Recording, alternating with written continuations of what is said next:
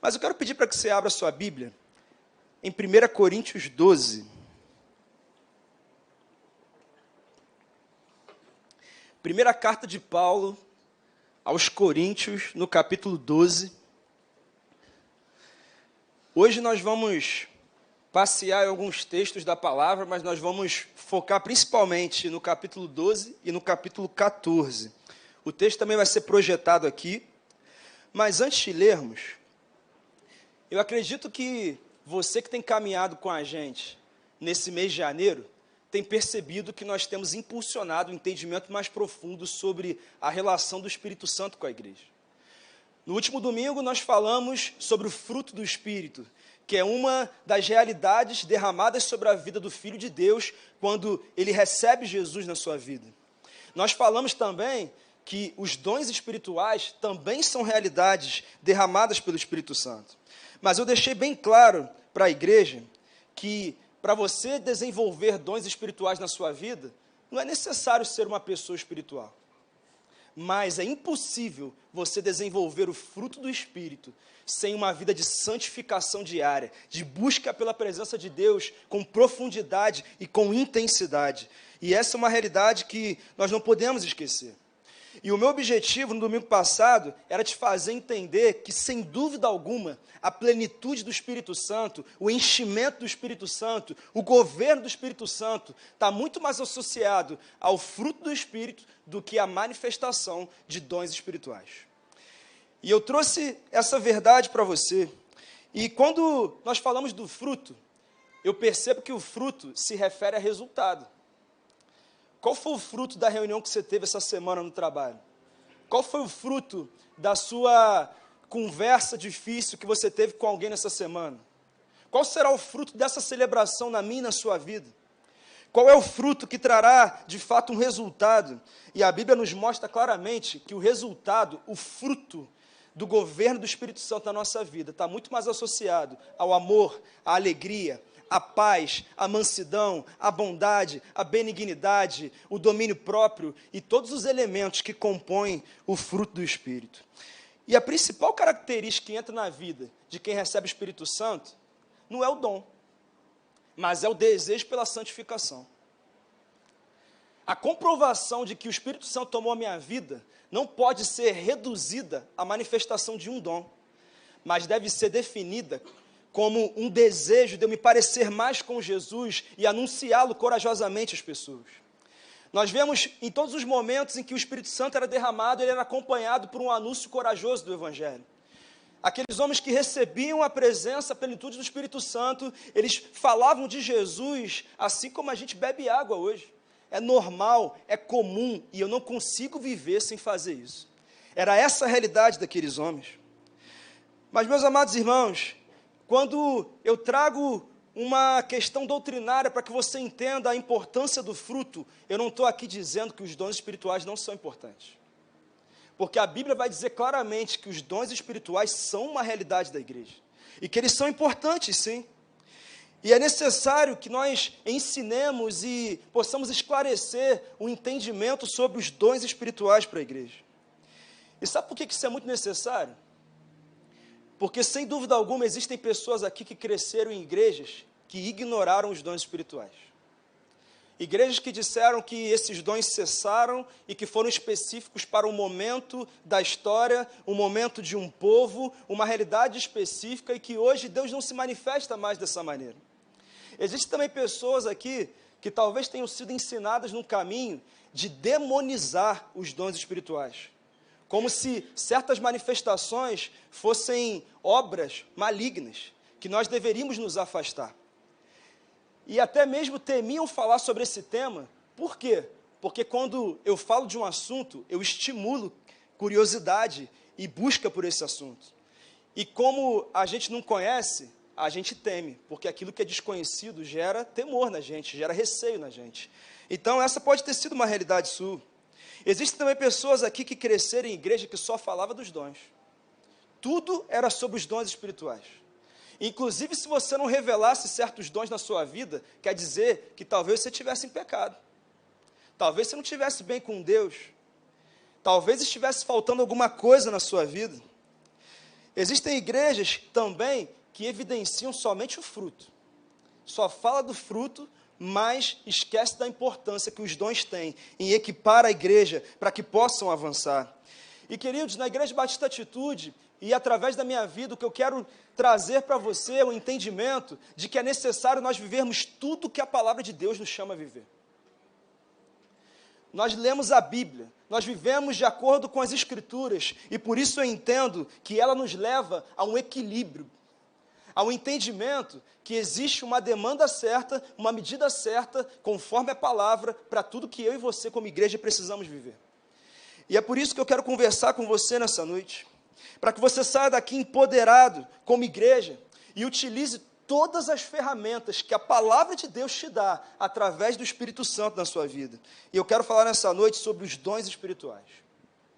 E vai ser um sermão diferente do que eu estou acostumado a pregar, porque vai ser um sermão mais instrutivo, de mais ensino. Eu poderia até pregá-lo numa aula da escola ministerial, só que eu preciso nivelar a igreja a respeito disso, então não tem um momento melhor do que a celebração de domingo para eu fazer isso. Mas para que servem os dons espirituais, segundo as Escrituras? A palavra dons vem do grego carisma, que significa graça, favor imerecido. Ou seja, eu não recebo dons por merecimento, mas eu recebo dons pela graça do Senhor sobre a minha vida. Independente da idade, independente do sexo, independente da sua experiência eclesiástica ou do teu nível de santidade. E Paulo, em Romanos 1, 11 e 12, vai dizer assim: anseio vê-los, a fim de compartilhar com vocês algum dom espiritual, para fortalecê-los, isto é, para que eu e você sejamos mutuamente encorajados pela fé. Paulo está dizendo nesse texto que os dons contemplam duas realidades: fortalecimento e encorajamento pela fé. Quando eles se manifestam, quando eles se desenvolvem na minha vida, isso gera fortalecimento e encorajamento da minha fé. Se eu sou consciente a respeito dos dons, eu sou um cristão mais forte. Irmãos, eu aprendo nesse texto que dom espiritual não existe para promoção pessoal. Ele não existe para fazer um homem se destacar, e sim para atestar que, de fato, eu tenho revelado a glória de Deus através da minha vida. O dom espiritual não tem a ver com o nível da minha espiritualidade, mas tem a ver com o fortalecimento, o encorajamento que ele gera na minha vida e na vida daqueles que veem a manifestação dele. Por exemplo, se uma cura acontece através da sua oração, a sua fé é edificada e a fé de quem tem esse testemunho contado também é edificada, assim como daquele que recebe essa cura. Se uma profecia se cumpre, ela fortalece a minha fé e também fortalece a fé daquele que se conectou com ela. E os dons espirituais são citados em muitas referências bíblicas, mas eu quero me prender principalmente ao que Paulo fala na carta dele aos Coríntios, nos capítulos 12 e 14. Mas volta e meia eu vou ter que usar uma outra referência, porque não tem como eu permanecer somente nesse texto. Mas antes de nós lermos o capítulo 12, eu quero falar sobre a igreja de Corinto, que é a igreja para quem Paulo escreve essa carta. Infelizmente, o termo que eu posso usar para descrever essa igreja é o termo depravação. Era uma igreja que era mergulhada na imoralidade sexual. Era uma igreja que era mergulhada na bebedeira. Era uma igreja que vivia conduzido pela teologia da hipergraça. É aquela teologia que talvez você já tenha escutado. Jesus já morreu por mim, Ele perdoou os meus pecados, então eu vivo do jeito que eu quero, eu faço o que eu quero, eu continuo com a minha fornicação, eu continuo com a minha mentira, eu continuo com a minha fofoca, mas no final vai dar tudo certo, porque Jesus já morreu por mim. Era essa teologia que era pregada na igreja de Corinto. A realidade daquela igreja também era de divisão.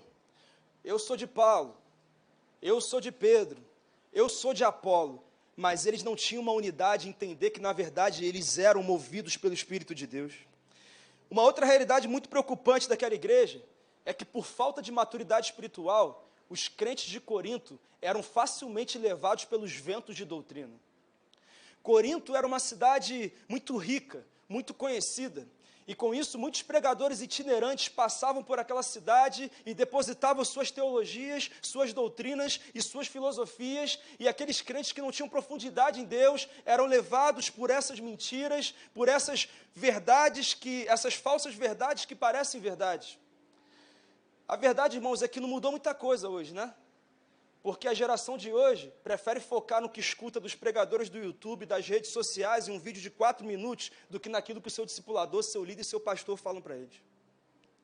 E por isso são levados facilmente pelos ventos de doutrina, e não vivem a plenitude do Espírito Santo e a direção de Deus sobre a sua vida. Irmãos, faltava muita coisa na espiritualidade daquela igreja, mas tinha uma coisa que não faltava na igreja de Corinto: dons espirituais. Isso aí eles tinham de sobra.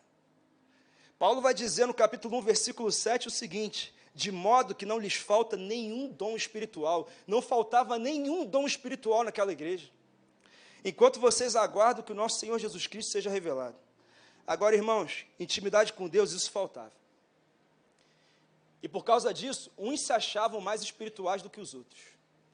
E eles comparavam os dons que tinham, e eles definiam por si só que um dom era mais importante do que os outros, ou seja, aquele que era o detentor de determinado dom, ele se via como alguém superior ao outro que não tinha aquele dom. Era essa a realidade de confusão na igreja de Corinto. Mais uma vez eu digo que não deve ter mudado muita coisa hoje, porque nós ainda vemos essa realidade em muitos locais também. E Paulo vem exortar os coríntios, e ele começa a dizer: olha, vocês precisam retomar o vínculo da unidade de Cristo. E ele começa a nivelar da seguinte maneira: ele diz assim, olha aqui, existem diferentes dons, mas o Espírito é o mesmo. Existem diferentes ministérios na igreja, mas é o mesmo Deus. Existem diferentes formas de atuação, mas é o mesmo Deus que efetua tudo em todos. Paulo estava dizendo, olha aqui, nós somos todo mundo farinha do mesmo saco. E se não fosse o Espírito Santo, a graça de Deus na nossa vida, a gente não teria habilidade nenhuma, dom nenhum, talento nenhum. E por isso, eu quero me basear nesse texto, para responder o que eu e você precisamos saber sobre os dons espirituais. Em primeiro lugar, Deus espera conhecimento e não ignorância. Olha o que diz o versículo 1 do capítulo 12. Irmãos, quanto aos dons espirituais, não quero que vocês sejam ignorantes. A Bíblia não encoraja ignorância com relação a nada. Inclusive, o profeta Osés foi um instrumento de Deus para dizer algo que estava no coração de Deus, quando ele disse: o meu povo perece por falta de conhecimento. Isso quer dizer que a falta de conhecimento das verdades bíblicas nos levam a perecer, a morrer. A nossa falta de profundidade espiritual vai matando as nossas emoções, a nossa família e cada área da nossa vida. E mais uma vez Paulo está dizendo, olha, eu não posso ignorar que os dons existem. Eu não posso ignorar que nós precisamos conhecê-los e que nós precisamos desenvolvê-los. E a verdade é que os dons espirituais são presentes, são ferramentas dadas por Deus a um cristão que nasceu de novo pela operação interna do Espírito Santo. E qual é o fim desse dom? São dois fins: a edificação da igreja e a revelação do sobrenatural de Deus em mim e através de mim. Então, esse é o propósito do derramamento de dons espirituais sobre a igreja. Dom espiritual não é para ficar rodando sem sentido, irmão. Dom espiritual não é para ficar só desfrutando da atmosfera. Dom espiritual é para ativar no coração do crente maturidade, crescimento e um desejo de participar do agir de Deus no mundo. É para isso que serve o dom espiritual. É para empoderar o crente para servir ativamente no corpo e manifestar a glória de Deus aos que ainda não creem. Segundo, os dons espirituais são concedidos a todos os cristãos verdadeiros, visando o bem comum. Versículo 7 vai dizer assim: a cada um, porém, é dada a manifestação do Espírito, visando ao bem comum. Sabe o que Paulo está dizendo aqui? Que todos os crentes têm dons espirituais. Todos os cristãos genuínos e verdadeiros têm dons espirituais. Pastor, por que o cristão genuíno que tem? Porque aquele que é um cristão genuíno, ele recebe o Espírito Santo, e com isso ele começa a receber potencialidades e habilidades que só o Espírito Santo pode dar. Eu não estou falando daquele crente que ele vive do jeito que ele quer e quer que Deus abençoe. Eu não estou falando daquele crente que não largou o pecado. Eu estou falando daquele que vive com Deus. Eu não estou falando daquela pessoa que levantou a mão, foi à frente, mas nunca decidiu se batizar. Eu não estou falando daquela pessoa que até fez isso, mas mesmo assim não mudou de vida. Eu estou falando de alguém que teve uma experiência pessoal com Jesus e com isso mudou. Mudou de mente, mudou de desejos e mudou o seu coração. Quem é que está me entendendo aqui, gente? Então, essa pessoa que se arrependeu dos seus pecados e que realmente convidou Jesus para morar no seu coração, essa pessoa recebe o Espírito Santo, e isso é a palavra de Deus que nos diz. Mas Paulo vai dizer, olha, todos têm dons espirituais. Agora, é óbvio que se eu me santifico, se eu busco mais a Deus, esses dons vão fluir e se desenvolver com muito mais facilidade na minha vida.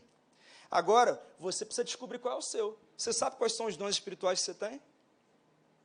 Porque para você poder usar, você precisa saber quais você tem. E nesse texto, Paulo também vai dizer que Deus nos concede dons espirituais visando o bem comum, e não que um crente se destaque. Então, entenda uma coisa muito importante. Não importa quais são os dons que Deus colocou na sua vida, o que importa é que você os utilize para servir as pessoas, porque se não for para servir, não serve. Se não for para edificar a igreja, não serve. Se não for para trazer transformação para a vida de pessoas, não serve. E sabe por que não serve? Porque agora não pode ser sua, agora não pode ser minha, agora não é da igreja, agora é do Senhor. Deus não manifesta o seu Espírito para homem aparecer. Deus não está procurando curandeiro, profetada, Ele quer homens de Deus, santos homens de Deus, que manifestem a sua vontade na terra. É para isso que serve. Deus quer manifestar a sua glória. Não é sobre mim, não é sobre você, não é sobre essa igreja, mas é sobre Ele, é tudo para Ele. Mas como que a gente vê ainda pessoas que fazem uso indevido daquilo que o Senhor confiou a elas? Que Deus tenha misericórdia delas. E também tenha misericórdia de mim e de você, para que não venhamos a cometer o mesmo erro. Mas, terceiro lugar, os dons espirituais são distintos e são distribuídos pelo Espírito de Deus conforme Ele quer. Versículo 4 e versículo 11 vão dizer assim: há diferentes tipos de dons, mas o Espírito é o mesmo. Versículo 11: todas essas coisas, porém, são realizadas pelo mesmo e único Espírito, e Ele as distribui individualmente a cada um conforme quer. O que Paulo está dizendo é que existem diferentes tipos de dons, e que é o Espírito Santo que determina quais são os dons que vão ser derramados sobre a mim e sobre a sua vida. Ele não está se referindo aqui a habilidades naturais ou talentos, porque todo mundo tem talentos no mundo. Às vezes você vê uma pessoa que não é convertida, mas tem talentos. Quem é que deu esse talento para essa pessoa? Foi Deus. Ela pode até não usar esse talento para glorificar o nome dele, e ela pode nem reconhecer que foi ele que deu, mas foi Deus que deu. Gente que você conhece que canta muito bem, tem gente que tem uma capacidade de artesanato, assim, uma artesã fenomenal. O dia que essa pessoa se converter, ela vai transformar essa habilidade em adoração a Deus. Então, essa que é a diferença. Mas nós temos uma orientação apostólica nesse texto, dizendo que cada um tem que exercer o dom que recebeu. É por isso que não dá para você ficar aí, qual é o meu dom, qual é o meu dom? Irmão, você precisa saber. Porque você precisa exercer. Essa igreja, ela só é uma igreja unida, unificada, que caminha na mesma direção, se todos entenderem quem são em Deus e o que Deus confiou a eles. Para que assim, eu faço o que eu sei fazer, você faz o que você sabe fazer, e juntos nós somos um corpo que avança na direção do que Deus tem para a gente. Quem é que está me entendendo, gente? Então você precisa saber o que foi que Deus colocou na sua vida. E por isso eu te pergunto, você está orando por isso? Você está jejuando para entender o que Deus já derramou sobre a tua vida? Você lê as Escrituras dizendo, o Espírito Santo revela a mim o que já está sobre a minha vida, ou o que o Senhor deseja revelar sobre a minha vida? Agora tem uma outra maneira de você também descobrir os seus dons. Sabe como é que é? Fazendo. Pastor, eu acho que eu tenho esse dom. Então vai lá e usa. Ah, pastor, mas eu não sei. Irmão, te falar uma coisa. Se acontecer, Deus está te respondendo. E se não acontecer, Deus também está te respondendo. Mas você precisa colocar em prática. para você entender. Você precisa começar a se mover naquilo que você está sentindo no seu coração, que Deus está derramando sobre a tua vida. Isso é importante, mas... Então, quais são os dons espirituais? Quais são os tipos? São 3 categorias, mas eu vou focar hoje em uma, ok? Porque eu não tenho tempo aqui para falar de todas as categorias, mas é óbvio que eu vou voltar a falar disso nesse ano, tá bom? Então, eu vou só te dar as referências e explicar de maneira bem objetiva. Existem os dons de governo, existem os dons ministeriais e os dons de... Pensando na Rebeca aqui, deu branco aqui. E os dons manifestacionais. E eu vou falar um pouquinho para você sobre, no primeiro lugar aqui, os dons de governo, que são os dons de liderar. Lá em Efésios 4, 11 a 13, Paulo vai falar sobre os 5 ministérios, que são os dons de governo. Tá? Ele vai dizer, alguns Deus designou para apóstolos, para outros profetas, a outros evangelistas, a outros pastores e a outros mestres. Ele vai dizer que cada um precisa se mover nesse dom de governo, que é um dom de liderança que Deus colocou sobre a tua vida.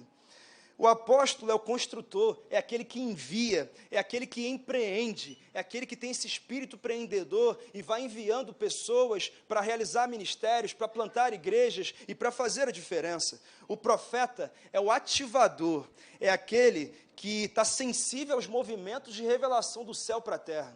É aquela pessoa que tem uma sensibilidade maior para as coisas espirituais. Talvez você conheça alguém assim e você seja assim. O pastor é mais fácil a gente entender, né? É o apacentador, é aquele que cuida das ovelhas. O pastor também é aquele que exorta, que disciplina com amor, com carinho e com respeito. O evangelista. Irmãos, todo cristão é evangelista, tá? Como diz Spurgeon, todo cristão é um missionário ou é um impostor, né? Mas aquele que tem o dom, né, que se move no ministério do evangelista, é alguém que tem uma facilidade maior para evangelizar. É alguém que, se eu mandar para o Rio de Janeiro, enviar para o Pará ou enviar para a Síria, essa pessoa vai ter facilidade do mesmo jeito em se adaptar e comunicar o evangelho. Porque isso é muito mais natural para essa pessoa. Esse é o evangelista. E também tem o mestre. O mestre é o treinador, é o professor, é aquele que tem boa didática, é aquele que fala e é facilmente compreendido. Né? Talvez você tenha e desenvolva esse ministério na sua vida. E qual é o objetivo desses ministérios? Como diz Paulo em Efésios 4, de 11 a 13, é equipar os santos para a obra do ministério. Perfeito? Então trabalha dessa maneira. Mas depois você lê com calma, se aprofunda nisso e a gente conversa mais sobre esse detalhe. Segunda categoria são os dons ministeriais, tá? Que são dons de serviço.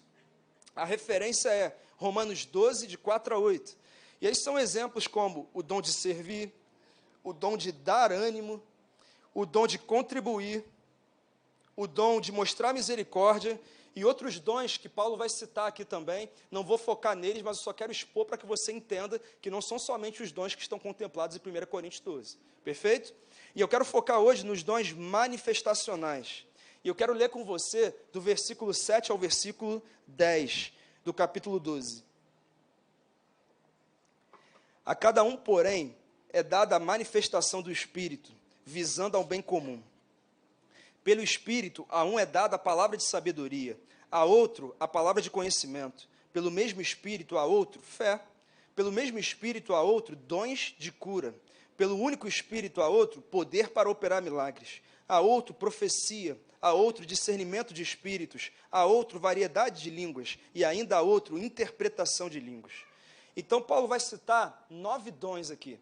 E eu vou organizar esses 9 dons em 3 categorias, com 3 dons cada uma. Tá? Isso não é uma referência bíblica, mas é só uma organização para a gente estudar com mais facilidade.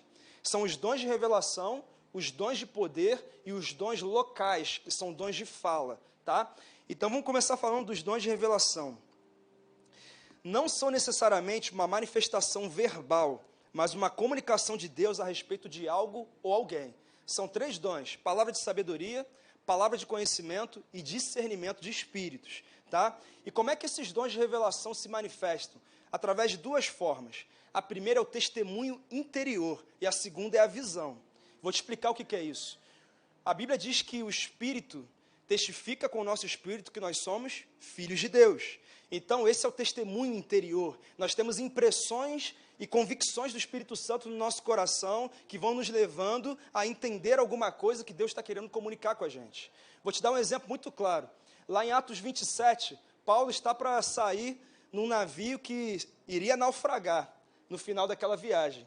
E aí, antes dele sair em viagem, ele fala com o comandante do navio e com o centurião o seguinte: olha aqui, eu vejo que vai dar problema essa viagem.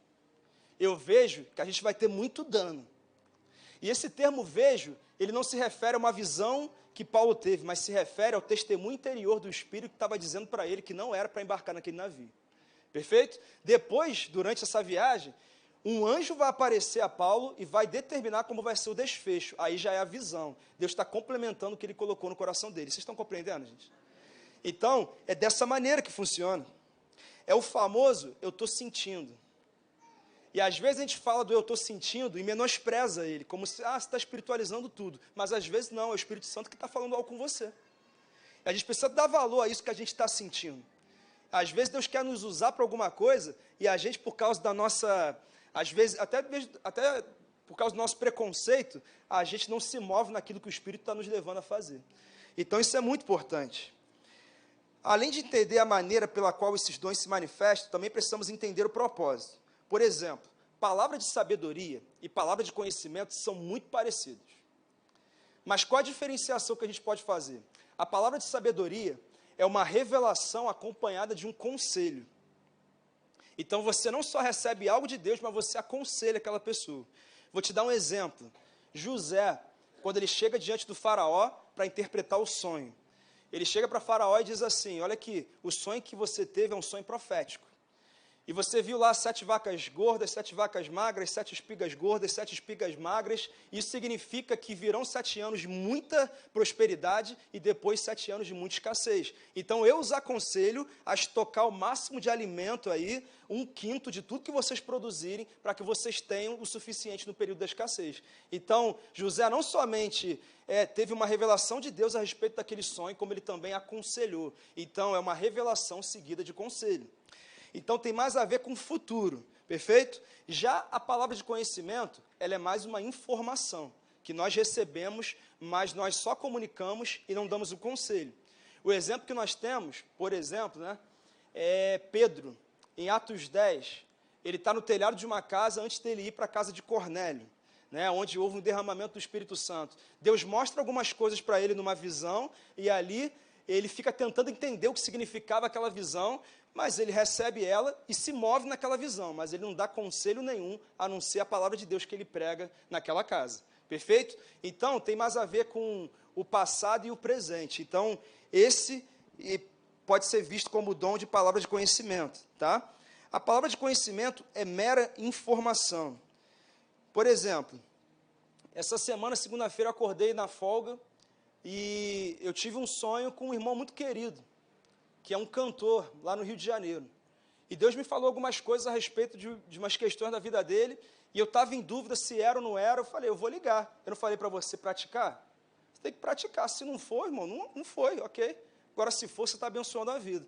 Liguei para o irmão e falei, olha aqui, Deus me falou, parece que Deus me falou algumas coisas referentes a isso e isso, que você vai para um outro país, num ministério tal, num país tal e tudo mais. Ele falou, pastor, pode parar de falar. É Deus que está falando mesmo. Porque eu estou vivenciando isso, isso e isso, exatamente o que você está falando. Eu falei, glória a Deus. Amém. Mas ele podia dizer também, pastor, acho que você que quer ir para esse país aí e você está inventando aqui que sou eu. Então, foi ali.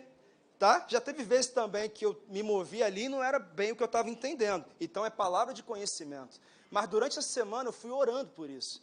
E Deus começou a colocar no meu coração conselhos para eu dar para essa pessoa. Então, Deus está complementando o que ele começou a fazer, naquele período que ele estava falando no meu coração. Por exemplo, você está numa padaria, você está na academia, está no elevador. Eu tenho certeza que alguns aqui já sentiram algo a respeito de uma pessoa que passou no caminho. E aí você ficou assim, não, será que é? Será que não é? Irmão, nessa semana, acredita que é. Vai e fala com essa pessoa. Às vezes Deus está colocando alguma coisa para você falar, para você ser o canal, a voz profética dele na vida dessa pessoa. Então você pode fazer isso. Eu tenho certeza que essa vai ser uma semana em que Deus vai revelar conhecimento a pessoas que nem o conhecem através da sua vida. mas você tem que se mover nessa direção. Isso é muito importante. Agora, o discernimento de espíritos. Ele se assemelha à palavra de sabedoria e à palavra de conhecimento na questão do testemunho interior e da visão, perfeito? Mas ele tem uma distinção porque ele é a capacidade de perceber o mundo espiritual. É algo além dos nossos sentidos. E quando a gente fala de discernimento de espírito, a gente pensa em quê? Demônio, né? Só que não tem a ver somente com coisas malignas, mas tem a ver com qualquer tipo de manifestação espiritual que você esteja percebendo além dos sentidos humanos que você tem. Perfeito? A Bíblia mostra muitas visões de Jesus ressuscitado. A Bíblia mostra também visões de anjos que muitos tiveram, que tem a ver com essa capacidade de discernir os espíritos. Então, discernir se o espírito que fala e que age vem da parte de Deus ou não. Deixa eu falar uma coisa. O sobrenatural não é monopólio de Deus, tá?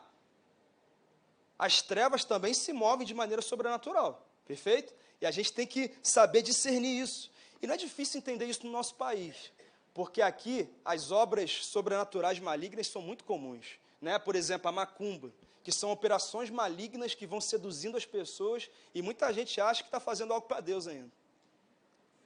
Então, isso é muito sério. E aí, sobre isso, é até interessante a gente falar, né? Porque a igreja evangélica, ela é criticada em muitos momentos, né? Em alguns segmentos. Só que, mesmo ela sendo criticada, você liga a tua televisão, acessa as redes sociais e você vê diversas igrejas transmitindo seus cultos e programações ao vivo. Você até vê umas coisas que você não concorda ali, umas doutrinas meio diferentes, mas pelo menos está ali para quem quiser ver. Não está escondido. Agora, o que tem de manifestações malignas, sacrifício, sangue, rituais com animais e com crianças, que todo mundo esconde aí, ninguém fala nada que está em oculto, é aos rodos aqui no nosso país. Isso aí ninguém critica, né? Mas a igreja que está tentando trazer a presença de Deus e a paz para esse país, todo mundo critica. Então, você está entendendo do que a gente está falando? E quando eu falo dessa coisa oculta, escondida, deixa eu falar uma coisa muito importante para você. Toma cuidado com coisa oculta aqui. Ah, vem aqui, nesse lugar tal, mas o que vai ter lá? Não, vem aqui que você vai descobrir, irmão. Toma muito cuidado com isso. Porque o que é escondido, o que é oculto, geralmente não vem da parte de Deus. Então tome muito cuidado. As coisas de Deus, elas estão à luz. Traga tudo à luz, porque Ele é a luz. Aliás, você, como filho de Deus, também é a luz. E nós temos que entender isso. Isso é importante, mas... Agora, o principal problema é quando o cristão dá brecha. Porque podem falar à vontade da sua reputação, porque sobre isso você não tem controle. Agora, quando você dá brecha para que fale do seu caráter, aí que é o grande problema. E sabe por que a salvação não tomou toda a terra ainda?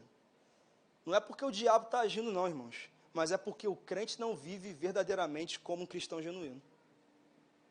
Porque o mal pode gritar à vontade, mas o bem não pode ficar calado. Não pode deixar de se manifestar. O problema é que muitos estão nessa de que, eu sou crente, mas deixa eu aqui com a minha mentira. Eu sou crente, mas deixa eu aqui com a minha fofocaiada. Eu sou crente, mas deixa eu aqui inventar um atestado aqui para eu conseguir uma folguinha no trabalho.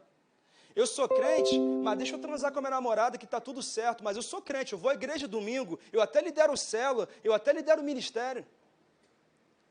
E é esse o mal que está ferindo a igreja e está matando a obra de Deus no mundo. Essa é a realidade. E esse dom nos faz discernir se algo que está acontecendo ou que está se manifestando vem de Deus ou não. Deixa eu falar uma coisa muito importante. Se tem um dom que eu incentivo com todas as forças para que você busque, é o dom de discernimento de espíritos. Que você peça a Deus que desenvolva isso na sua vida. Sabe por quê? Porque é para que você não seja enganado, confiando a sua vida a pessoas e a realidades que não vêm da parte de Deus para você. Eu estou falando de pessoas que você se associa numa sociedade empresarial, num namoro, num casamento, no ministério, dizendo que são da parte de Deus, e você vai acreditando em umas coisas que estão dizendo, mas no final isso vai destruir a sua vida.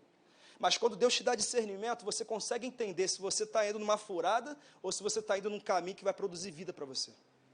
Então, busque com intensidade. Essa semana aí, a gente se deparou com gente dizendo que as catástrofes que aconteceram em Minas Gerais são resultado do juízo de Deus sobre aquele estado. É muito triste ouvir uma coisa como essa, sabe por quê? Porque eu não vejo nenhuma diferença entre a igreja de Minas Gerais, do Espírito Santo, do Rio Grande do Sul, do Rio de Janeiro. Todos nós precisamos melhorar. Todos nós precisamos nos arrepender. Todos nós precisamos avançar. Mas aí alguém se levanta dizendo que é a voz de Deus para dizer que aquela igreja mineira e aquela cidade está sofrendo o juízo de Deus.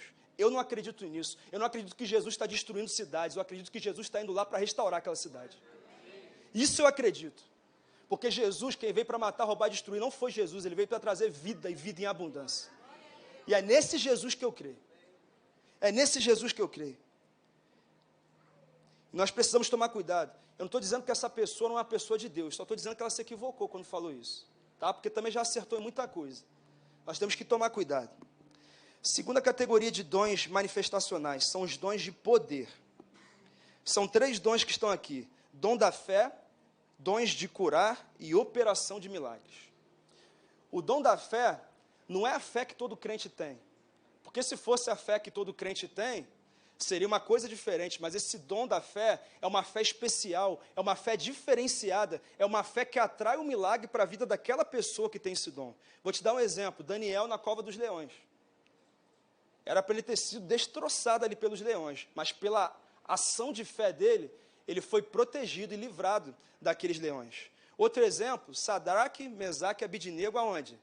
Na fornalha. Ficaram ali, aqueceram, estava pegando fogo, como estava hoje em Vitória, né? E eles não saíram com um fio de cabelo sequer queimado. Queimou nada.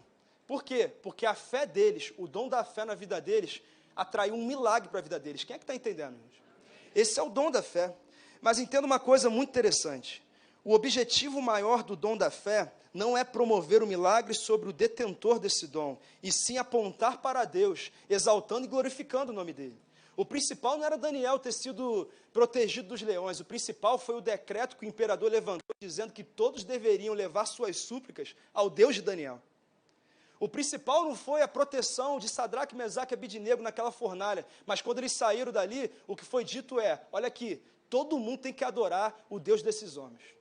E quem não adorar, está cometendo um crime. Ou seja, o dom da fé não somente salvou aqueles homens, mas também promoveu o nome de Deus. Então, esse é o dom da fé. Dons de curar, agora, se refere a pessoas que oram e sobre pessoas enfermas, pessoas doentes, e essas pessoas são curadas. Eu não estou dizendo que só quem tem esse dom pode ser um instrumento de Deus para que através da sua oração alguém seja curado, tá bom? Só estou dizendo que para quem tem esse dom, essa capacidade de curar acontece com muito mais frequência, perfeito? Então essa pessoa se move em cura com muito mais facilidade. Agora existe algo muito interessante sobre esse dom. Ele é um dom manifestacional, ou seja, a pessoa não cura quando quer, quem ele quer, no lugar que ele quer. Não é assim. Esse dom depende da concordância do Espírito em que haja cura. Tá? Eu vou te dar um exemplo. Todd White é um pregador, um conferencista internacional, é um ex-dependente químico que tem realmente feito uma grande diferença no mundo. E ele tem esse dom de cura muito desenvolvido na vida dele. E se você procurar os vídeos dele, você vê que ele sai nas ruas, ele vê uma pessoa lá com gesso no pé, ele ora pela pessoa, a pessoa é curada. Né? Ele vai nos hospitais e muitas pessoas são curadas. Mas esse mesmo Todd White, que é tão usado por Deus em cura, tem a mãe dele em casa com câncer. Pastor, como é que você explica isso? 3 palavras: soberania de Deus. Deus é soberano. E Ele faz o que Ele quer, quando Ele quer e na hora que Ele determinar. E é assim que funciona. É assim que a gente responde essa pergunta que eu também tive no meu coração. Mas esse dom pode ser um dom que você pode se mover e você já tem esse dom e já possa ser um instrumento para a cura. Terceiro dom dessa categoria, operação de milagres. Operação de milagres e fé tem a ver com todo milagre que não se refere à cura, tá? Porque esse milagre que se refere à cura é do dom de cura, tá? Então, operação de milagres tem a ver com manifestações que não se referem à cura. Vou dar um exemplo. Jesus transformou a água em vinho. Milagre? Sim. Cura? Não. Jesus multiplicou os pães e peixes. Milagre?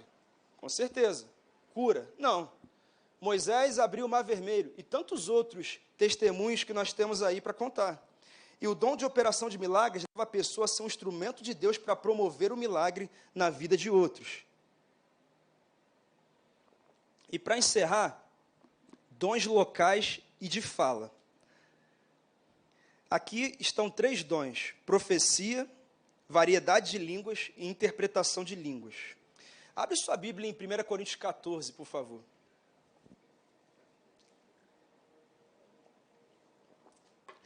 E eu quero encerrar com os ensinamentos que esse capítulo pode trazer para o meio e para o seu coração. O primeiro que eu quero falar é o dom de profecia. Irmãos, deixa eu falar uma coisa. As Escrituras sempre demonstraram para a gente que a profecia ela vem acompanhada de arrependimento.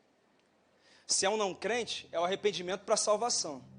Se é um cristão nascido de novo, é o arrependimento para a santificação. Perfeito? Então o profeta, ele é usado nessa área. Inclusive, nesse texto nós vamos ler que a profecia, ela cumpre 3 ministérios, que é a exortação, é a edificação e o consolo. Então, isso é muito importante para que você entenda. E é uma habilidade de receber e comunicar mensagens inspiradas por Deus a pessoas, testificando com a palavra. Não precisa ser necessariamente um versículo bíblico, mas de forma alguma pode se opor às Escrituras. Perfeito? Um homem que se move em Deus, ele precisa estar em concordância com a palavra dele. E esse dom também é uma comprovação de que não é somente Deus fazendo ou o homem manifestando, tá? E por isso é possível que você receba uma revelação, mas faça a aplicação errada. E é por isso que é necessário conexão com Deus. E por isso eu vou te dizer uma coisa muito importante nessa noite. Nunca faça nada que alguém te profetizou a fazer, tá? Toma muito cuidado para ficar se movendo diante de profecia de outras pessoas. E eu vou te dizer por quê. Porque às vezes tem gente que recebe uma palavra profética e assim não fica muito clara no coração e começa a se mover porque se sente refém daquela palavra e acaba indo numa direção errada. E sabe por que eu falo isso? Porque a profecia não foi dada para dirigir a vida de ninguém. Porque a Bíblia diz em Romanos 8,14 o seguinte: porque todos que são guiados pelo Espírito de Deus são filhos de Deus. Quem nos guia é o Espírito e a palavra, e não é a profecia de homem. Perfeito?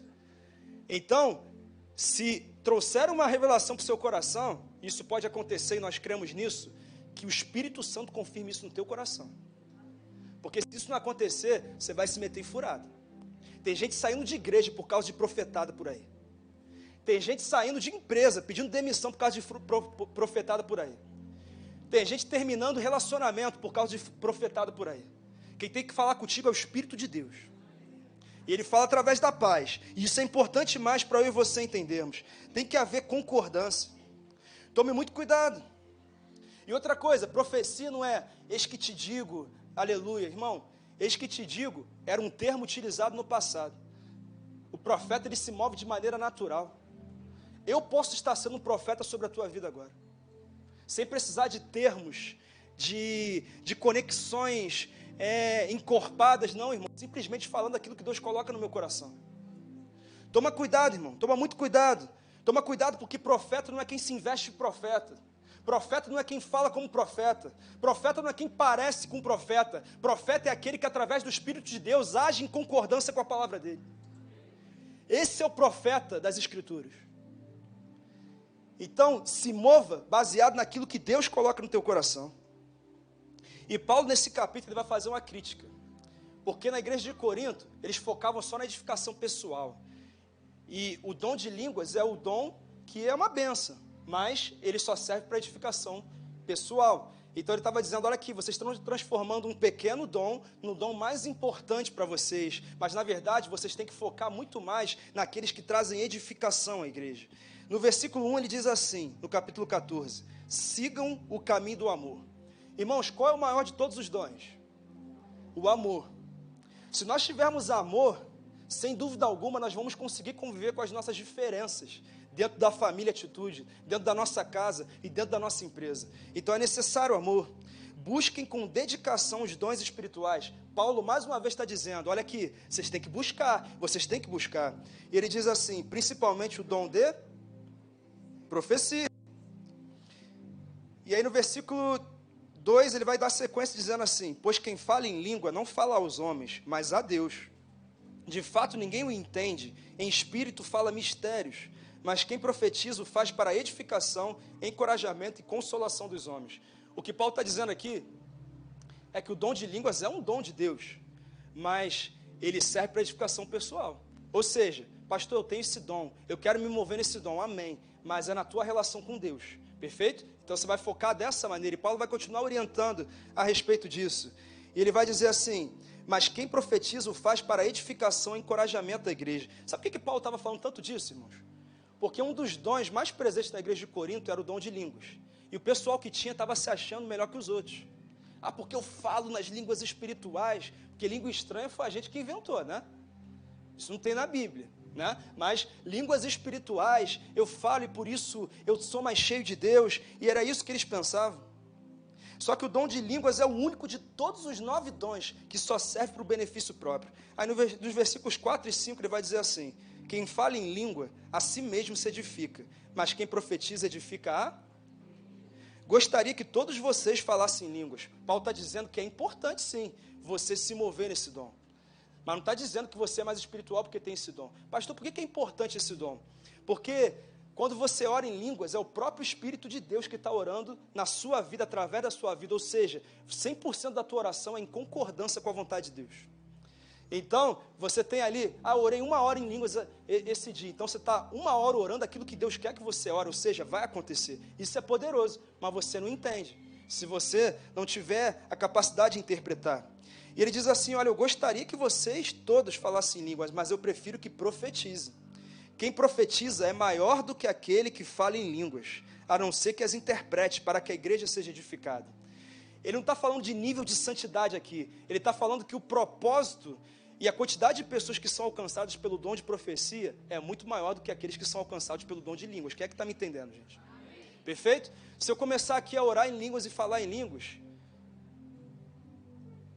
talvez algumas pessoas entendam, porque talvez tenham o dom de interpretação, mas a maioria não vai entender. Essa é a verdade. Ou seja, você vai entrar aqui e vai sair do mesmo jeito. Vai ter até uns glória a Deus aí, uns aleluia, mas você não está entendendo o que está acontecendo, né? Então, essa é uma realidade. E aí o que vai acontecer? Você vai sair daqui chateado, porque você vai entrar aqui de um jeito e vai sair do mesmo jeito.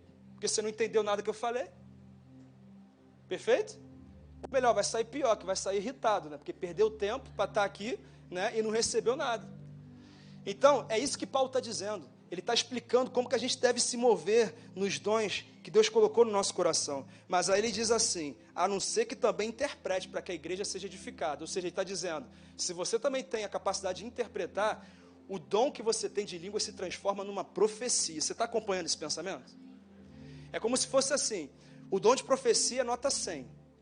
O dom de línguas é 50 e a interpretação é 50. Quando os dois se unem, 100, se torna uma profecia. Por quê? Você fala e todo mundo entende. Então é isso que Paulo está dizendo nesse texto. E Paulo não está falando do dom de idiomas, porque as línguas que foram reveladas lá em Atos 2 não se refere às línguas espirituais. Quando você lê o texto, você percebe que eles estão dizendo assim: como é que esses galileus conseguem pregar a nossa própria língua materna? Ou seja, eram 16 nacionalidades presentes ali naquele dia, e cada um escutava na sua própria língua. Era a capacidade daqueles homens de desenvolverem idiomas. Isso não é algo anormal não, tá, irmãos?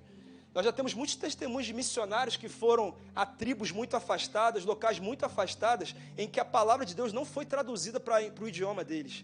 E ali, eles, Espírito Santo, como é que eu vou ganhar essa pessoa?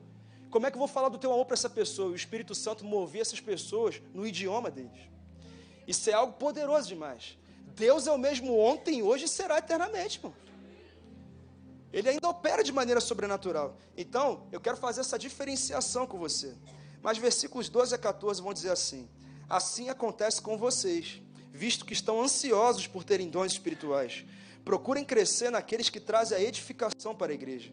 Por isso, quem fala em língua, ore para que a possa interpretar. Você tem esse dom? Então peça a Deus para que Ele complete essa obra na sua vida, te dando também a interpretação, para que você seja um instrumento ainda maior dEle na vida de pessoas.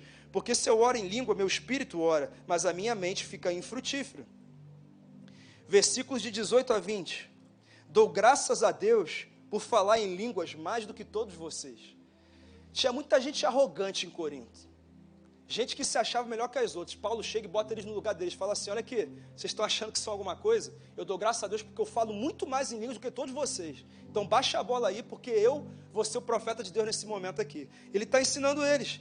E ele diz assim, todavia na igreja, prefiro falar 5 palavras compreensíveis para instruir os outros, a falar 10.000 palavras em língua. É isso que Paulo está dizendo. Então não adianta um visitante chegar aqui e todo mundo se movendo numa direção, num dom, e ele não entender o que está acontecendo.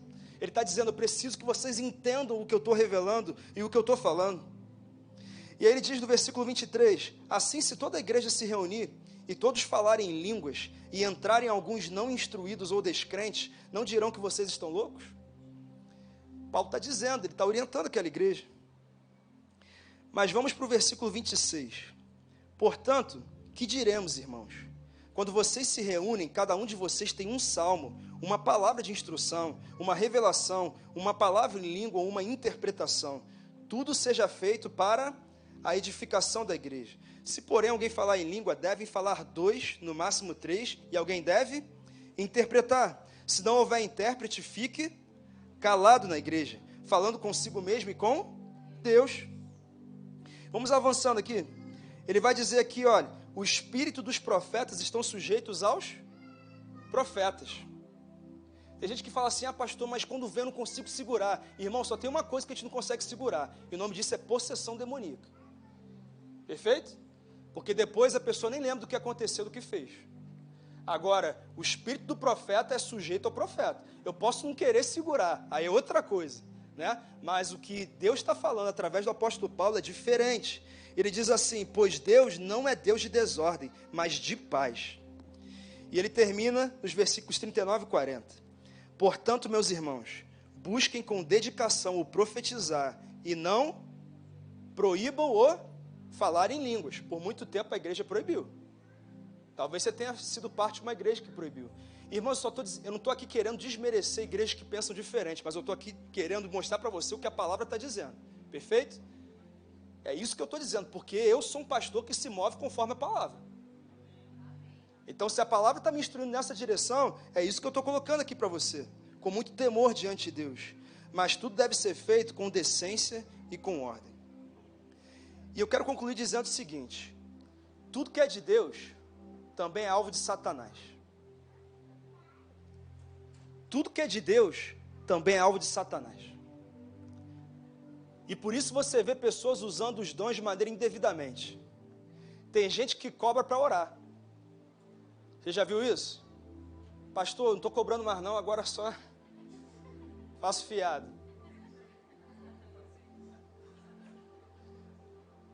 Tem gente que cobra para revelar. Sabe qual é o nome disso? Para mim é cartomante o nome disso.